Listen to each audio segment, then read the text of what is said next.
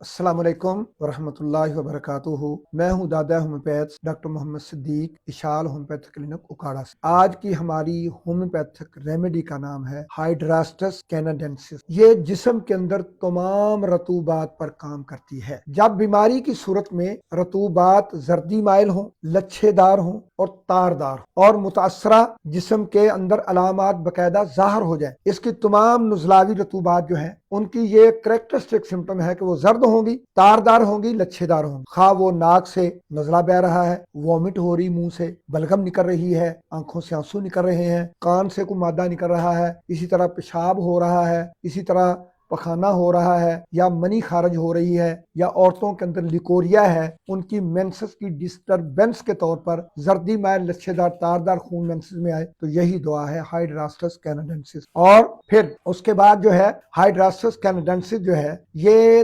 تمام زخموں اور انتہائی پرانے زخموں جن کے اندر کینسر کی کیفیت پیدا ہو جائے تو ان کے لیے الحمدللہ یہ پیغام شفا ہے۔ جسم کے تمام اعضاء کے تمام تکالیف پر جب اس کی علامات بگڑ کر کینسر کی طرف اشارہ دیں تو کبھی بھی ہائیڈراسٹس کینیڈینسس کو نہیں بھولیے گا۔ اور پھر یہ پتے کی درد، پتے کی پتھری کا درد اور جگر کا درد، اور جگر کے اندر تکلیف کی وجہ سے جگر بڑھ گیا ہے، سکڑ گیا ہے، اس کے اندر بتا دیا ہے معالجین حضرات نے، فی لیبارٹری ٹیسٹوں نے کہ یہ کینسر کا پہلی سٹیج ہے، دوسری ہے، تیسری ہے، آخری ہے جی بس۔ الحمدللہ آخری سٹیج پر بھی کوئی اگر ہومیوپیتھک ریمیڈی کام کرنے والی ہے تو وہ ہائیڈراسٹس کینیڈینسس ہے۔ اور بھی ہے، چیلیڈونیم ہے، کارڈس ہے، اسی طرح سے چونونتھس ہے، سینونتھس ہے۔ جاؤ آپ جا کر کے میاں اعجاز صاحب سے پوچھیں فتح پور میں، ان کا بڑا بھائی الحمدللہ جس کو آج سے 5 سال پہلے ڈاکٹروں نے کہہ دیا کہ اس کو دفنا دو،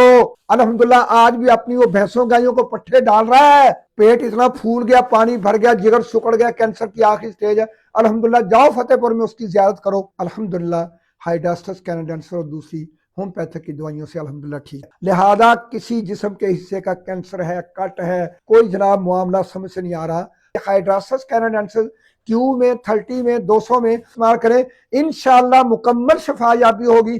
بیماری کوئی ہے، زخم کسی قسم کا ہے، اس کی سٹیج کوئی ہو، الحمدللہ شفا ہوگی۔